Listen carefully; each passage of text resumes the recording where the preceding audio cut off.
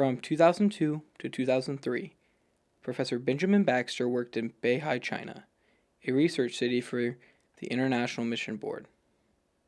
He worked in the Journeyman program known as a Trailblazer. Beihai is located in the southern part of China in the Guangxi province. So you basically fly in and you try to find a place to live and try to find a place to work. Kind of set up and then just start to interact with the people in that city. But our job was just to go there and interact and sort of live and not only explore your city, so Beihai for us, but to explore the surrounding region and the cities that kind of connect to it and try to get a better feel about where the people were spiritually. Beihai is a small city in China, but in comparison, it is larger than most American cities. It is not, however, as westernized as other cities in China, such as Beijing or Hong Kong. Well, they didn't know what Americans were. They really weren't sure what white people were. A lot of people would run away, because you'd come over the rise or come over a hill, and first of all, you're wearing a big backpack, and second of all, you don't look like anything they've probably ever seen in their life, which is like, in a lot of ways, it's very humbling to sort of like walk into a culture that might not be familiar at all, or they might have seen a photo of like a white person, we'd call them, but they've never seen one. One of Professor Baxter's jobs was to photograph the different places in China.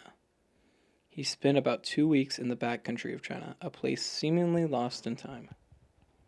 For a lot of people in that city, we were probably the first Americans or white people that they had seen, and so we got a lot of stares and looks as we kind of moved around. We ended up on a couple billboards for a hospital and the school that we were teaching at, but they're very kind to us, and we ate out a lot on, a lot of people wanted to invite us over for dinner, and so it was a great way to build relationships just because you were sort of the odd man out, and they were excited to meet you and hear about what you, where you come from, and like sort of like the cultural differences, and so.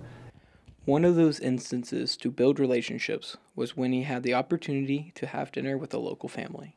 They invited us to stay the night, and these people couldn't stop looking at my eyes. Like they would kind of like get right up in your face and like, a little bit breaking that bubble.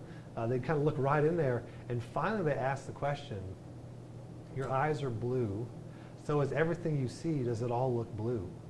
And so it was one of those times that kind of like blows your mind with, wow, like what an innocent question, but like kind of complex at the same time because they have no idea all their eyes are brown.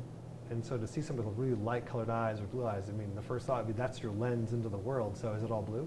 And so I had to sort of go around this space and say, this is like the door, it's red, right? And like, yeah, it's red, and the trees are green, yeah. So we kind of had to do a little bit compare contrast for me to prove to them that I wasn't seeing everything in shades of blue. It was a great way to open a lot of doors.